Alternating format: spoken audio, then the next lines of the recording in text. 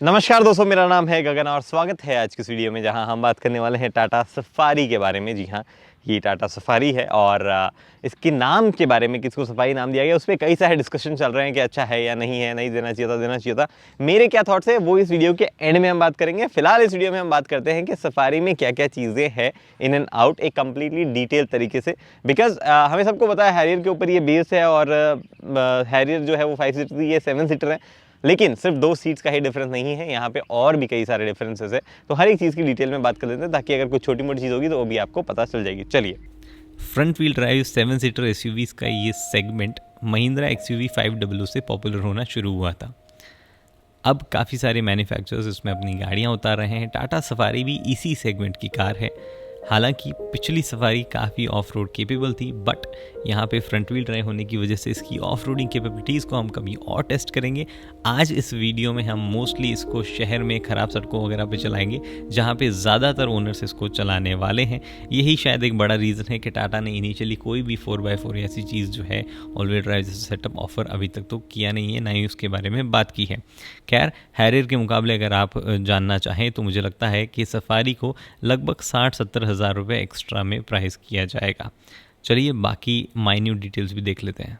Okay, तो exterior से शुरुआत करते हैं और बात करते हैं टाटा सफारी की। सबसे पहले चाबी से बात करते हैं। वही सेम चाबी जो हैरियर में आती थी। यहाँ पे 4 बटन आपके पास में है, एक लॉक, एक अनलॉक, एक आपको बूट अगर अनलॉक करना हो तो उसका बटन है, और दूसरा लास्ट बटन जो है चौथा, ये आपको अगर लाइट जला के गाड़ी को ढूंढना हो तो उसके लिए यहाँ पे बटन आपको मिलता है। उसके बाद में गाड़ी में क्या क्या चेंजेस हैं। फ्रंट में आपको ग्रिल जो है वो अलग नज़र आएगी हैरियर से। यहाँ पे इनफैक्ट ना सिर्फ ऊपर वाली ग्रिल, नीचे वाली ग्रिल जो है वो भी थोड़ी सी अलग नज़र आएगी, और थोड़ा सा ट्रीटमेंट हेडलैम्प का जो है वो भी अलग नज़र आएगा। आपके पास में DRL है, हेडलैम्प है, HID जेनन हेडलैम्प है, वो आपको मिलता है। काफ़ी अच्छे हेडलैम्प्स के थ्रू है, उसमें भी कोई शिकायत नहीं है। वैसा ही जैसा हमने हैरियर में देखा था। अगर आपने हैरियर की वीडियो पूरी नहीं देखी है तो आई बटन में जाके आप वो देख सकते हैं। इसके अलावा ऐसा कोई डिज़ाइन चेंज जो है फ्रंट पार्ट में नहीं है, लेकिन गाड़ी को ओवरऑल बेटर प्रोपोर्शंस दिखाने के लिए, बेटर प्रोपोर्शन बनाने के लिए यहाँ पे एक बहुत ही नीट चेंज किया गया है, जो कि लोग पहली बार में शायद पकड़ ना पाए। वो ये कि अलॉयज़ दिखते तो सेम है, बट अलॉयज़ की साइज़ जो है वो चेंज कर दी गई है। 235 60 R 18, जी हाँ 18 इंचज़ के अलॉय दिए गए हैं। और ये चीज़ मैंने भी देख के मुझे जो पता नहीं चली थी, जैसे ही मैं गाड़ी को चलाना शुरू किया था तो आई रियलाइज़ कि हल्की सी गाड़ी जो है वो स्टिफ सी लग रही है थोड़ी बहुत। तब जब बाहर आके नोटिस किया तो देखा तो 18 इंचज़ के व्हील यहाँ पे गाड़ी को मिले हैं। अब 18 इंचज़ के व्हील तो गाड़ी को मिल गए हैं, लेकिन जो लोअर वेरिएंट है, जो स्पेयर टायर है वो अभी भी 16 इंचज़ का है, और लोअर वेरिएंट में शायद वो 17 इंचज़ के आएंगे, जो कि हैरियर के टॉप एंड एडिशन में आते हैं 17 इंचज़ के। और ये मशीन कट अलॉयज़ है, जो इससे जस्ट लोअर वेरिएंट होगा उसमें प्रॉब्ली नॉर्मल अलॉय व्हील्स जो है वो दिए जाएंगे। एक और चीज़, ये पर्टिकुलर वेरिएंट जो है ये ऑटोमेटिक है, लेकिन मैं मैनुअल भी मैंने चलाया है, और फिर से अभी मैं चलाऊंगा। वो वाइट कलर में है, ये ब्लू कलर में है। तो जब भी आप देखेंगे वाइट कलर में चला रहा हूँ तो प्रॉब्ली सारी फुटेज जो है मैनुअल वेरिएंट की है, और ये ऑटोमेटिक वेरिएंट की है। डीजल ही आपको मिलेगा, पेट्रोल जो है उसके बारे में अभी कोई भी खबर यहाँ पे है नहीं। सेम डीजल इंजन है, सेम ट्यूनिंग है, सेम गियर बॉक्सेस है जो हैरियर में आते थे। इसके अलावा साइड में क्या चेंजेस है, भले इस तरफ कोई चेंज नहीं है। जो बड़े चेंजेस अब आते हैं वो गाड़ी के इस हिस्से के बाद में आते हैं। इस हिस्से के बाद में आप देखोगे गाड़ी जो रूफ वापस हल्की सी नीचे जाने की बजाय ऊपर की ओर थोड़ी सी उठ रही है, और उसका रीज़न ये है कि 7 और 6 सीटर वेरिएंट जो है उसके लिए हेडरूम ज़्यादा रखना था, तो वो यहाँ पे कोशिश की गई है। Now this is very unlike MG Hector, जो इसका कॉम्पिटिशन है। MG हेक्टर में जो है जब 5 सीटर वेरियंट आया था वैसा ही 6 और 7 सीटर में है ओवरऑल प्रोपोर्शन बाहर, बट यहाँ पे थोड़ा सा चौड़ा कर दिया गया है, थोड़ा सा ऊँचा कर दिया गया और लंबा कर दिया गया गाड़ी को, ताकि जो बची हुई 2 सीट्स है वहाँ पे लोग बैठें तो उनको इश्यूज़ ना हो। अब क्या इश्यूज़ हो रहे हैं या नहीं हो रहे बची हुई 2 सीट्स पे, वो अभी अंदर जाके देखेंगे। बट एक छोटा सा एडिशन जो है वो यहाँ पे भी दिया गया है, लेकिन फिट एंड फिनिश के इश्यूज़ जो है वो डेफिनेटली वैसे ही है जैसे हैरियर में थे। इनफैक्ट आप यहाँ पे देख सकते हो, ये कुछ तो यहाँ पे निकल गया है जो कि अभी अंदर भी जा रहा है। विल चेक क्या है ये। जैसे कि आपने बताया था कि यहाँ पे भी थोड़े से पैनल गैप्स है, इस तरफ थोड़ा सा गैप ऊपर नीचे है, बट इस तरफ जो है वो इक्वल है। तो ये सब चीज़ें अभी बरकरार है। अब यहाँ पे आपको जो टेल गेट है वो कंपटीशन में MG हेक्टर में जो है वो आपको वो मिलता है इलेक्ट्रॉनिक वाला, बट यहाँ पे इलेक्ट्रॉनिक नहीं है, मैनुअल है। लेकिन इश्यू ये है कि ये खोलने के बाद भी आपको जो उठाना होता है तो ऐसा कोई ग्रैब जो है वो अच्छा नहीं है, और किसी और तरीके से आप ग्रैब कर नहीं सकते हो इसको, मतलब यहीं से करके आप उठाना पड़ता है। ये थोड़ा सा मेहनत वाला काम ही हो जाता है। प्रॉब्ली एक बेटर पकड़ के खींचने वाली कोई स्पेस जो है दिया चाहते हैं, जैसे यहाँ पे ये दिया गया अंदर की तरफ, तो ये जो चीज़ है ऐसा कुछ बाहर की तरफ भी दिया जाना चाहिए था, मतलब क्योंकि आप जब यहाँ करते हो तो आप नीचे ला सकते हो, लेकिन डेफिनेटली जब ऊपर उठाते हो तो ज़्यादा प्रॉब्लम होती है। बूट क्योंकि खुल गया तो बात कर लेते हैं कितना स्पेस है। तो आप देख पा रहे हैं यहाँ पे इतना सा ही स्पेस बूट में है। इनफैक्ट लैपटॉप बैग जो है वो भी यहाँ नहीं आ सकता है, बट इस स्पेस का थोड़ा ठीक इस्तेमाल किया गया है। यहाँ पे नीचे जो है आपके पास में जैक वगैरह दी गई है। हालांकि ये गाड़ी की चाबी आई थी उसमें, हालांकि मुझे सेफ्टी ट्रायंगल यहाँ पे नहीं दिख रहा है। सेफ्टी ट्रायंगल प्रॉब्ली कहीं और रखा गया है। और उसके बाद में आप स्पेयर टायर जानना चाहें तो यहाँ नीचे लगा हुआ है, ये रहा स्पेयर टायर, 16 इंचेस का स्पेयर टायर है। सीट अगर आपको नीचे गिरानी है तो वो फंक्शन भी आप यहीं से करेंगे। आगे मतलब अगर आप फ्रंट सीट में बैठे तो वहाँ से करना थोड़ा मुश्किल है, यहाँ से आप सीट को नीचे ऊपर गिरा सकते हैं। अभी वहाँ पे पीछे कोई बॉक्स पड़ा है, जब सीट नीचे गिरी होगी तो कुछ ऐसी सी लगती है। और सीट अगर आपको ऊपर करनी है तो वो भी आप यहाँ से कर सकते हैं। इनकी बात ज़्यादा जो है अभी मैं आगे जाके करता हूँ, फिलहाल इसको यहीं पड़ा रहने देते हैं। इसकी एक और प्रॉब्लम है, कई बार बंद नहीं होता है। इस बार तो हो गया है, एकदम से बंद नहीं होता है, कई बार ये थोड़ा सा खुला रह जाता है। तो अभी जो लाइट जली बेसिकली इसका मतलब था कि गाड़ी पूरी लॉक्ड है। आपने सिर्फ बूट खोला था, अब बूट बंद करने के बाद में गाड़ी अपने आप कंप्लीटली लॉक हो गई है, इसका ये मतलब है। बट हमें गाड़ी फिर से अनलॉक करनी पड़ेगी ताकि मैं आपको ये दिखा पाऊँ। ये जो है आपके पास में इलेक्ट्रोमैग्नेटिक शायद इसको बोलते हैं, वैसा है। डीजल जो है वो यहाँ से फिल कर सकते हैं। एडब्लू जो है 15 लीटर्स का टैंक एडब्लू का भी आता है, जिसका एक्सेस जो है आपको यहीं से मिलेगा, बूट के अंदर से ही, बाहर से नहीं है। अब चलते हैं गाड़ी के अंदर। इंटीरियर में वैसे तो ज़्यादा मतलब बदलाव इन टर्म्स ऑफ डिज़ाइन आपको शायद एकदम से नहीं लग रहे होंगे, बट हैं कुछ कुछ चीज़ें, जैसे कि सबसे पहले ड्यूअल टोन कलर जो है, नीचे ब्लैक की जगह अब यहाँ पे बहुत ही लाइट ग्रे बेज कलर जो है, बेज लाइट ग्रे टाइप का कलर जो है वो आपको देखने को मिलता है। उसके बाद में यहाँ पे जो ये फिनिश दी गई है ये भी वुड की नहीं होगी, थोड़ी अलग से इस्तेमाल की गई है। टाटा इसको क्या कह रहा है वो मुझे पता नहीं है। बाकी यहाँ पे ऊपर की तरफ जो है सॉफ्ट टच मटीरियल है। इस तरफ अगर आप देखेंगे तो यहाँ पे हार्ड मटीरियल है, प्लास्टिक है बेसिकली। यहाँ पे जो है सॉफ्ट टच है, यहाँ पे लेदर जो इस्तेमाल किया गया है। वही अगेन 4 बटन जो है आपके पास में है पावर विंडोज़ के। अब सिर्फ ऑटो अप डाउन जो है वो सिर्फ आपको ड्राइवर साइड के लिए ही मिलता है। इनफैक्ट ड्राइवर साइड के लिए, हाँ ड्राइवर साइड के लिए मिलता है, ये ऑटो अप डाउन यहाँ पे मिल रहा है। उसके बाद में काफ़ी बढ़िया फिनिशिंग जो है वो लेवर्स वगैरह की है, कोई शिकायत आपको इससे जुड़ी हुई नहीं होगी। फिनिशिंग मतलब बेसिकली ये क्वालिटी, मटेरियल की क्वालिटी जो है उससे जुड़ी हुई शिकायत आपको यहाँ नहीं होगी। नीचे बॉटल होल्डर है, काफ़ी बड़े बड़े हैं। एंड में यहाँ पे अम्ब्रेला भी डाल सकते हो। अम्ब्रेला की जगह अभी मेरे पास ये बॉटल है, ये मैंने आपको डाल के दिखा दी। यहाँ पे भी स्पेस है, यहाँ पे भी स्पेस है, बड़े बड़े बॉटल होल्डर है, तो उससे जुड़ी हुई कोई भी शिकायत आपको होगी नहीं। इस तरफ अगर आप देखेंगे तो आपके पास में यहाँ पे ये स्टार्ट स्टॉप बटन है, AC का वेंट है, सेम लाइक हैरियर, बस कलर जो है वो चेंज किए गए हैं। नीचे का जो स्पेस था, जैसे कि हम शिकायत करते थे कि हैरियर में क्या हुआ करता था कि डेड पेडल जो है उतना यूज़फुल नहीं लगता था, वो चीज़ें सब सेम ही है। और मैनुअल जब मैं चलाऊंगा तब मैं उसकी भी बात करूंगा कि यहाँ पे जो घुटना टच हुआ करता था क्या वो प्रॉब्लम सॉल्व हुई है या वो भी अभी वैसी की वैसी है, उसकी भी हम बात करेंगे। स्टीयरिंग में वही कंट्रोल्स है, और कंट्रोल जो है बड़े सिंपल है, उसमें कुछ भी ऐसी चीज़ नहीं है जो इशू फाइंड आउट किया जाए। हालांकि एक चीज़ अगर आप नोटिस करें, जैसे कि अभी स्टीयरिंग जो है एकदम बीचों बीच है, और ये जो है ऊंचा है थोड़ा सा, इसको यहाँ होना चाहिए था, बट ये यहाँ पे है, तो ये थोड़ा सा वियर्ड है। एक्चुअली इसको ऐसा होना चाहिए था, ऐसा, बट थोड़ा सा इधर उधर जो है आदत पड़ जाएगी। मतलब आपको ऐसा कोई और चीज़ नहीं है, बट ये कभी कभार एकदम मेरे को दिखने में थोड़ा सा और लग रहा था। उसके बाद में यहाँ पे आपके पास में जो 7 इंच की MID है, जो कि काफ़ी सारी चीज़ें शो करती है। उससे पहले मैं AC बहुत बढ़िया काम करता है इसका, इसलिए मैं काफ़ी ज़्यादा ठंडा हो रहा हूँ, मैंने कम कर दिया है। 7 इंच की MID है, जिसमें काफ़ी सारे फीचर्स दिखाता है। ये जो आप फ्यूल एफिशिएंसी देख पा रहे हैं, ये असली फ्यूल एफिशिएंसी नहीं है, गाड़ी काफ़ी देर खड़ी रहती है तो इसलिए ये कम दिखाता है। मैं आपको एक्चुअल फ्यूल एफिशिएंसी फिगर गाड़ी चलाते वक्त दिखा दूंगा। क्या क्या चीज़ें हैं, trip A, trip B, instantaneous fuel economy, distance to empty, settings जो है वो आप यहाँ से देख सकते हैं। सर्विस रिमाइंडर रीसेट अगर आपको करना चाहे तो वो कर सकते हैं, अबाउट में जाना चाहे तो वो आप यहाँ से कर सकते हैं। और उसके बाद में tyre pressure including tyre temperature जो है वो आप यहाँ पे देख ही पा रहे हैं। इस तरफ आपके पास में स्पीडोमीटर है, जिसमें कुछ वार्निंग लाइट जो है वो भी यहाँ पे दिख जाती है। इस तरफ आपके पास में टैकोमीटर है, जो कि मैं आपको एक्सलेट जब कर रहा हूँ तो आप देख पा रहे हैं इंजन जो है वो रेव कर रहा है। नीचे कुछ और लाइट्स आपके पास में आती है, जब हाई बीम वगैरह आप देते हैं तब वो जो है दिख जाती है। जैसे कि ये हाई बीम वगैरह की तो मैंने यहाँ दिख गया। DEF की जो है वो यहाँ पे दिखता है। हालांकि ये DEF वाले कई बार फ्यूल से कन्फ्यूज हो जाते हैं आप, ये शायद फ्यूल की रीडिंग दिखा रहा है, लेकिन ये फ्यूल की नहीं है। फ्यूल की रीडिंग यहाँ पे है, जो कि थोड़ी अलग से दिखी है और ज़्यादा बेटर लगती है DEF वाली रीडिंग से। ऊपर की तरफ एम्बिएंट टेम्परेचर, टाइम, RPM × 1000 वगैरह ये सब चीज़ें लिखी हुई है। इंजन टेम्परेचर जो है वो यहाँ है, ओडो जो है वो यहाँ पे है। उसके बाद में वाइपर का थ्रो जो है वो थोड़ा सा, हाँ वाइपर का थोड़ा नीचे गिर रहा है, प्रॉब्ली ये कैलिब्रेटेड नहीं है प्रॉब्ली, बट वाइपर जो है जो साफ जिस हिसाब से कर रहा है उसमें कोई शिकायत यहाँ पे नहीं है ना। अगेन रेन सेंसिंग वाइपर आपको मिलते हैं। और इस तरफ अगर आप इस स्टॉक की बात करें तो आपको ऑटोमेटिक हेडलैम्प्स जुड़े हुए सारे कंट्रोल मिलते हैं। फॉग लाइट जो है उसके कंट्रोल्स भी आपको यहीं पे मिल जाते हैं। तो ये चीज़ें हैं यहाँ पे। और ये जो साइड है यहाँ पे आपके पास में ऑडियो से जुड़े हुए कंट्रोल है ना। यहाँ पे अगर आप कुछ भी करेंगे तो वो जो है इस पर्टिकुलर स्क्रीन को कंट्रोल करेगा। ये 8 इंच की स्क्रीन है, आई बिलीव 8 इंच की स्क्रीन है। लोअर वेरिएंट में 7 इंचेस की आती है, लेकिन ये वाले इस वाले पर्टिकुलर वेरिएंट के साथ मतलब सफारी के साथ में आपको IRA भी मिल जाता है।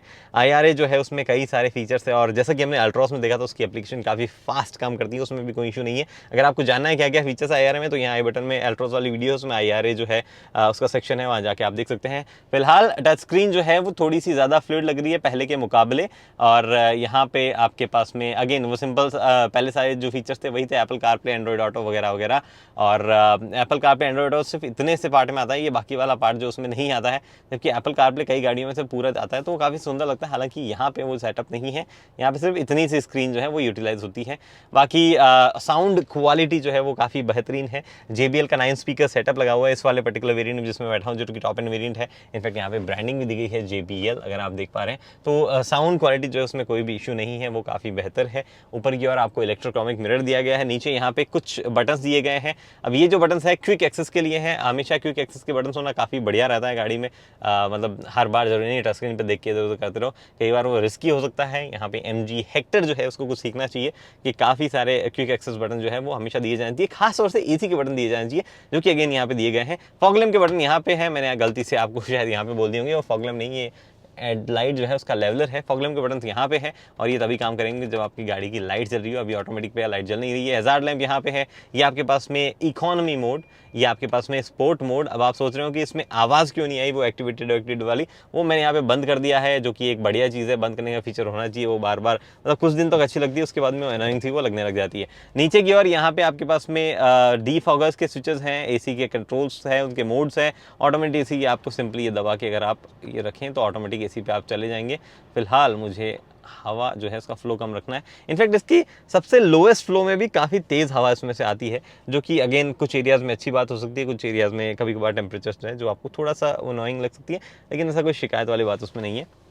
नीचे USB और ऑक्स का बटन है, ये पहले बहुत ही नीचे हुआ करते थे, यहाँ शिफ्ट हो गए, जो कि बेटर है। हालांकि इनके आगे शिफ्ट होने की वजह से हुआ क्या है कि आप फ़ोन वगैरह जब डालते हैं तो उसमें थोड़ी सी इशू आपको आती है, ऐसे फंस के जाते हैं। हालांकि 3 फ़ोन आप अंदर डाल सकते हैं, कोई भी वायरलेस चार्जिंग ऐसी कोई चीज़ आपके पास में नहीं है। ESP का बटन है आपके पास में, ये हिल डिसेंट कंट्रोल जो है उसका बटन है। और ये जो है नॉब, इससे आप मोड सेलेक्ट कर सकते हैं। बेसिकली आपको रेन मोड वगैरह, एक सेकंड में इसको, ओके, वेट मोड यहाँ पे आ गया है। ये आपके पास में आ गया है रफ रोड मोड, और यहाँ पे जो पहला मोड है वो नॉर्मल मोड यहाँ पे है ही।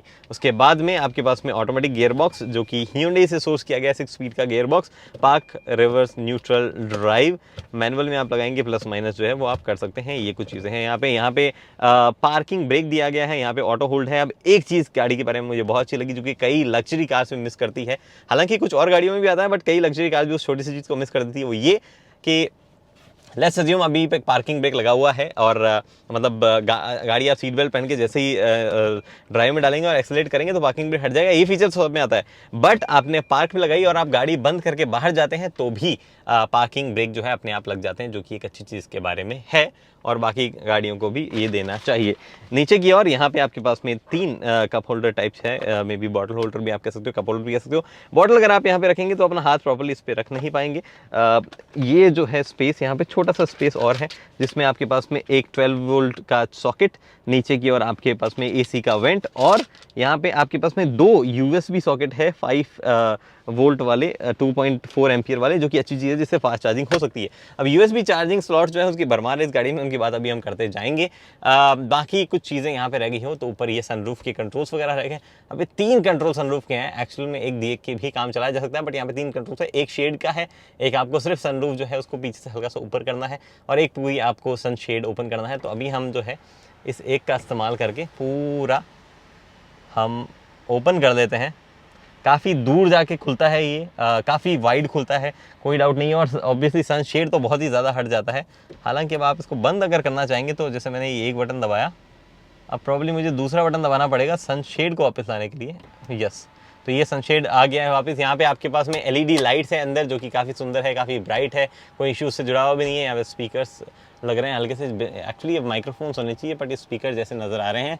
यहाँ पे आपके पास में है वैनिटी मिरर विथ लाइट। अब ये जो है ये एक्सटेंड नहीं होता है आई बिलीव, या होता है, नहीं होता है एक्चुअली। यहाँ पे एक मार्किंग सी दी गई जिससे मुझे लग रहा था ये होता है, बट ये नहीं होता है। बट ये काफ़ी ठीक ठाक बड़ा है, थोड़ी सी स्पेस यहाँ पे छोड़ता है, तो मुझे लगता है ज़्यादा लोगों को प्रॉब्लम होगी इससे। उसके बाद में हम आते हैं बाहर आके हम यहाँ पे बात करते हैं सीट्स की। सीट्स थोड़ी सी छोटी है, ड्राइविंग कंफर्ट के मामले में बेटर होता अगर ये बैठने वाला बकेट जो है वो थोड़ी सी बड़ी होती। हालांकि यहाँ पे बोल्स्टर सपोर्ट वगैरह बढ़िया है, उसका कोई जुड़ा हुआ नहीं है। आप लंबार जो है वो एडजस्ट कर सकते हैं, उसके लिए यहाँ पे आपको ये देख पा रहे हैं, ये लेवर जो है ये इधर दिया गया है। उसके बाद में इलेक्ट्रिक एडजस्टमेंट्स आपको मिलते हैं 1 2 3 4 5 6, ये आपको टोटल इलेक्ट्रिक एडजस्टमेंट जो है वो यहाँ पे मिलते हैं। परफेक्ट सीटिंग पोजीशन आपको अगर निकालनी हो तो उसके लिए स्टीयरिंग अगर मैंने नहीं बताया तो आप इसको एडजस्ट कर सकते हैं। नीचे मैनुअल लीवर है जिसको आप अगर खोलें तो आप टिल्ट और टेलीस्कोपिक दोनों वे में जो है इसको एडजस्ट कर सकते हैं। फ्रंट सीट मैं अपने हाइट के हिसाब से एडजस्ट कर लेता हूँ, फिर हम पीछे चलते हैं। तो 5 फुट 8 इंच का मैं हूँ और मैंने फ्रंट सीट अपने हिसाब से एडजस्ट कर ली। एक चीज़ मैं आपको बताना भूल गया, वो मैं अभी आपको बताऊँगा, ओआरवी से जुड़ा हुआ, ड्राइव करते वक्त हम उसकी बात करेंगे।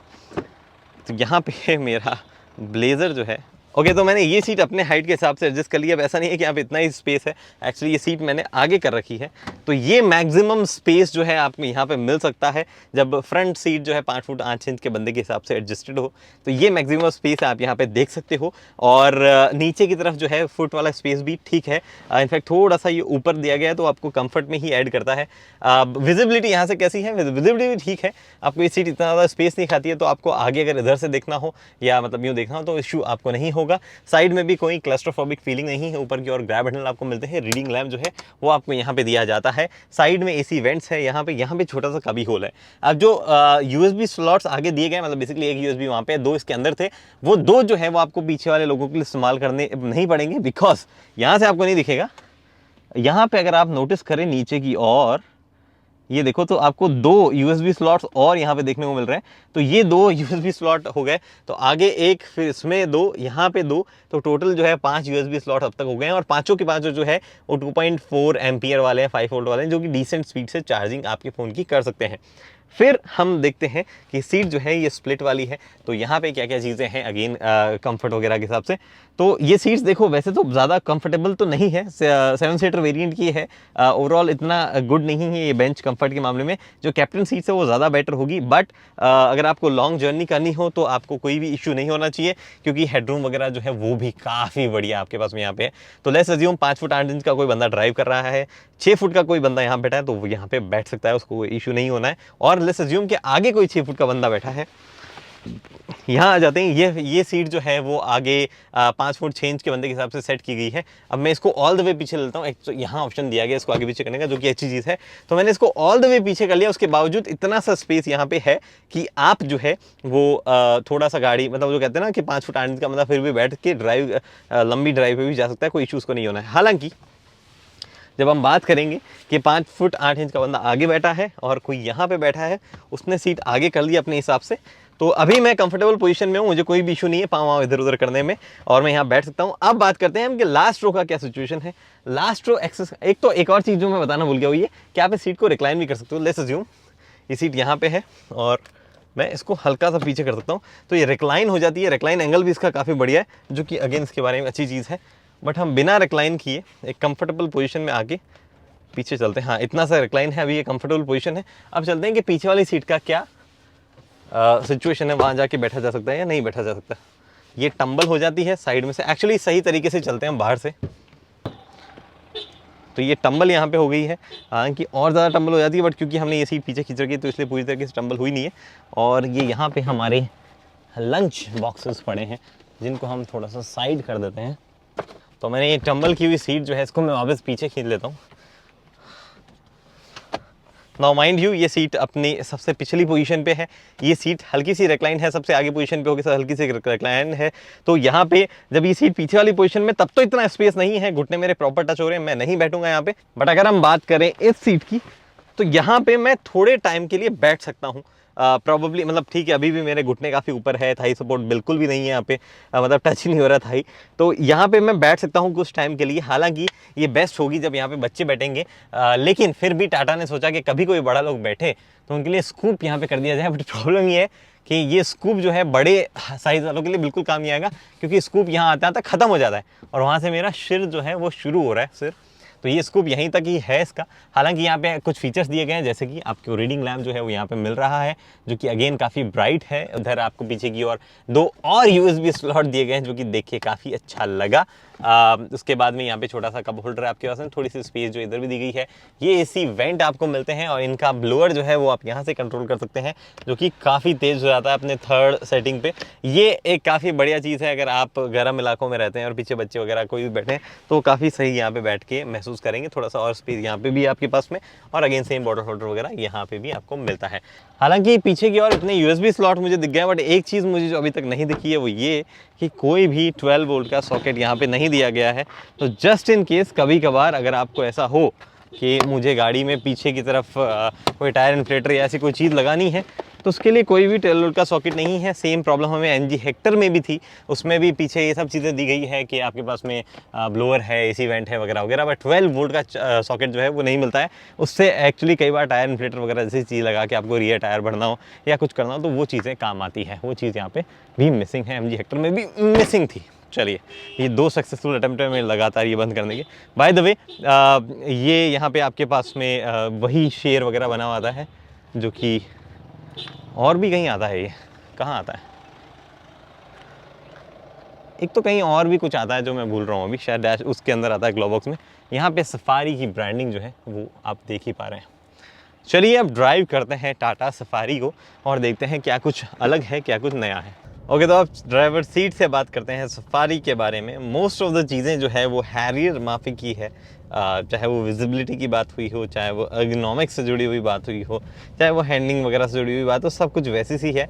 कुछ जो चीज़ें अलग है उनको हाईलाइट कर देता हूँ। बाकी आप हैरियर की वीडियो अगर आपने नहीं देखी है तो यहाँ आई बटन में जाके वो वीडियो जो है वो आप देख सकते हैं। वो आई बटन वाली वीडियो जो है मतलब बेसिकली हैरियर वाली वीडियो जो है उसके जैसी सी चीज़ें आप यहाँ पे मान सकते हो। ऑब्वियसली गाड़ी में जब 7 लोग बैठे होंगे तब थोड़े से बदलाव जरूर आ जाएंगे गाड़ी के चलने वाले में, बट फिलहाल अभी तो मैं अकेला ही बैठा हूँ, तो उस हिसाब से मैं आपको बता देता हूँ। सबसे पहली चीज़, सफारी में आपको रियर में विजिबिलिटी के मामले में थोड़ा सा और छोटा लगेगा रियर ग्लास, प्रॉब्ली बिकॉज वो या तो हल्का सा दूर हो गया इस वजह से थोड़ा छोटा लग रहा है, या जेन्युइनली उसको छोटा किया गया इस वजह से वो थोड़ा सा छोटा लगता है। क्वार्टर माइल जब आप यहाँ से देखते हैं तो वो एक छोटी सी चीज़ है जो आपको अलग लगेगी। हालांकि पीछे 3 पॉइंटर सीट बेल्ट दिए जाते हैं जो कि देख के काफ़ी अच्छा लगता है, क्योंकि वो सेफ्टी के लिहाज से थोड़े बेटर हैं। पहले वाली सफारी में आई क्लियरली रिमेंबर वो पीछे जो शेर बने होते थे वो दिखते रहते थे, बट यहाँ पे जो है वो शेर बने हुए दिख नहीं रहे, क्योंकि वहाँ पे सीट का हेडरेस्ट आ जाता है। तो वो एक चीज़ मतलब विजिबिलिटी वाइज हल्की सी चेंज हुई है। एक चीज़ ORVM जो है वो ORVM पता नहीं मैंने पिछली सफारी में नोटिस किया था या नहीं किया था, बट ये ना अपने सबसे ऊपर वाली पोजीशन में, अभी सबसे ऊपर वाली पोजीशन में भी इतना ऊपर नहीं है कि मेरे को ऐसे रूमी सा लगे, वो थोड़ा सा नीचे, मतलब जैसे इसको ऐसे होना चाहिए था पर ये ऐसे ही रह रहा है। तो सेफ्टी वाइज कोई इशू नहीं होगा, क्योंकि जितना एरिया दिखना चाहिए था वो सब तो दिख रहा है। इट्स जस्ट कि अगर आप लोगों को ऐसे आदत है कि आप हल्का सा आसमान देखते हो और बाकी बची हुई चीज़ें रोड देखते हो, तो उस लिहाज से ये थोड़ा बेटर नहीं होगा, क्योंकि ये यहाँ पे ना ये नीचे की तरफ ही रह पा रहा है। बाकी गाड़ी में जो है और भी कोई विजिबिलिटी और एर्गोनॉमिक्स वाइज जो है चेंजेस है नहीं। फिर बात आती है गाड़ी की मतलब सस्पेंशन, राइड क्वालिटी वगैरह के बारे में। तो यहाँ पे 18 इंचेस के अलॉयज यूज़ किए गए हैं, पहले 17 इंचेस के मैक्स थे। जब मैं गाड़ी चला रहा था मुझे इनिशियली यूँ लगने लगा कि थोड़े से स्टिफ टाइप क्यों बिहेव कर रहे हैं। हालांकि मुझे मतलब इतना ज़्यादा कुछ डिफरेंस नहीं लगा हाई स्पीड्स पे, स्लो स्पीड पे चल रहा था। अब मुझे यूँ लग रहा है कि कुछ तो सस्पेंशन में जो है छेड़छाड़ की गई है, जिसकी वजह से हल्की फुल्की आवाज़ स्लो स्पीड पे, छोटे छोटे जो गड्ढे होते हैं, शार्प गड्ढे जो होते हैं, उनमें हल्की फुल्की आवाज़ बढ़ गई है। बाकी और कोई इशू नहीं है, ऐसा नहीं है कि मतलब बहुत ही ज़्यादा मतलब ऐसे आवाज़ें हो गई है, ऐसा कुछ भी नहीं है, हल्की सी आवाज़ एक्स्ट्रा आ गई है। तो हैरियर के मुकाबले प्रॉब्ली इसको थोड़ा सा सॉफ्ट किया गया है, कुछ तो किया गया है, जिसकी वजह से हल्की हल्की आवाज़ें हैं। लेकिन जब आप हाई स्पीड पे होते हो तो अगेन सारे जो हैरियर की अच्छी पॉइंट्स है, अच्छे कैरेक्टरिस्टिक्स है, जैसे कि स्टेबिलिटी हुई, जैसे कि राइड क्वालिटी हुई, वो सब जो है बरकरार है। सस्पेंशंस भी बहुत अच्छे हैं उस जगह पे, और डेफिनेटली कोई भी चेंजेस की रिक्वायरमेंट थी ही नहीं।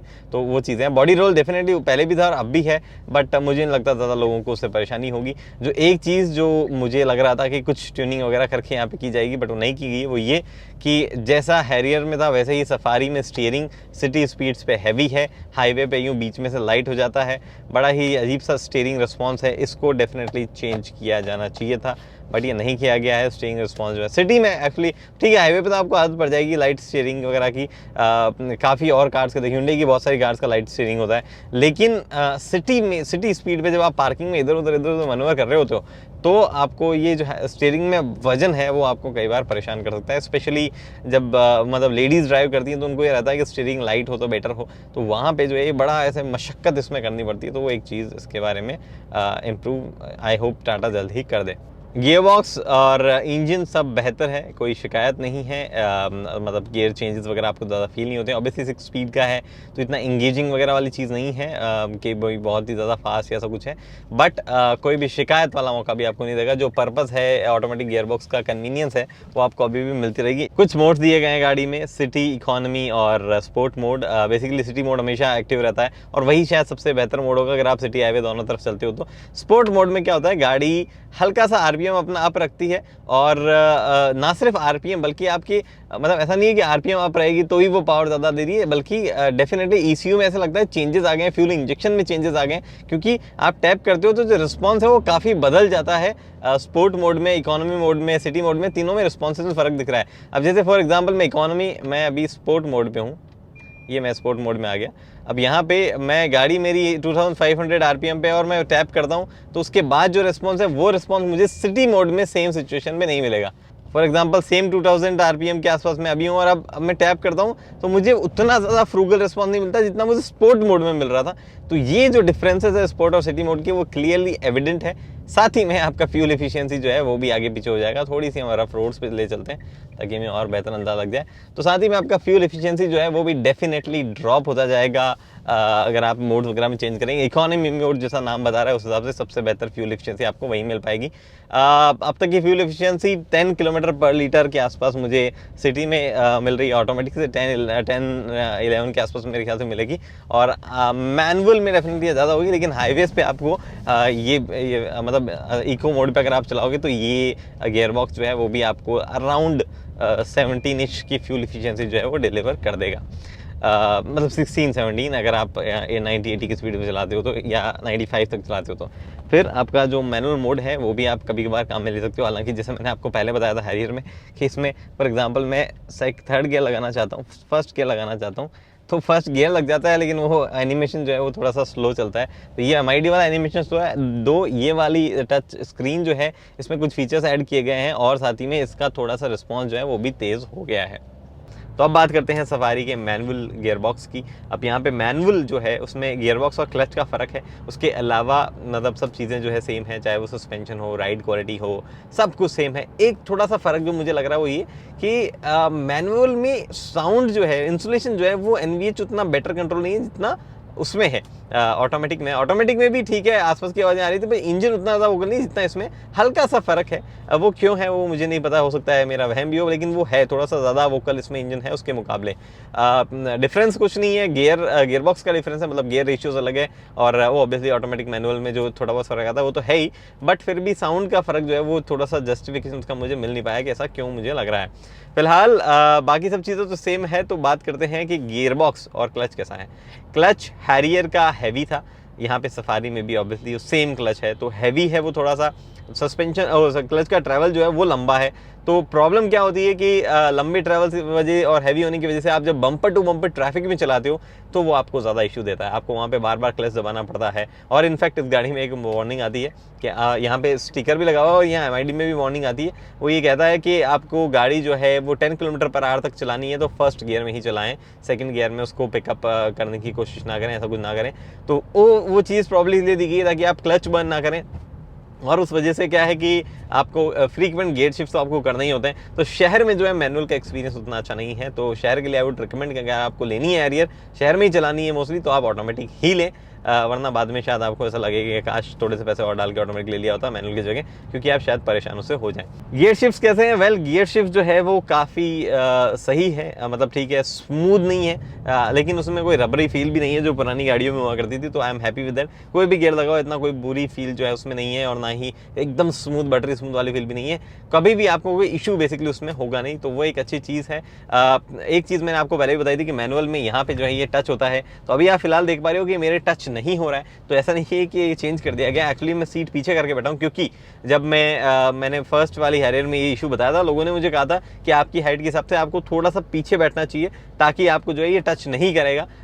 लेकिन प्रॉब्लम क्या है, 5 फुट 8 इंच का मैं हूँ और ये यहाँ पे अभी टच तो नहीं कर रहा है, बट क्लच का ट्रैवल लंबा है, तो अब जब भी मुझे क्लच दबाना है, फॉर एग्जांपल अभी दबाना है, तो मुझे काफ़ी अंदर जो है उसको दबाना पड़ रहा है। तो प्रॉब्ली एक क्लच अगर इस गाड़ी में लाइट कर दिया जाए या उसका ट्रैवल कम कर दिया जाए, तो काफ़ी सारी चीज़ें जो है वो ओवरऑल जो एक्सपीरियंस जो है उसके बारे में बढ़िया हो सकता है। बाकी तो सब ऑटोमेटिक जैसा इसमें है ही।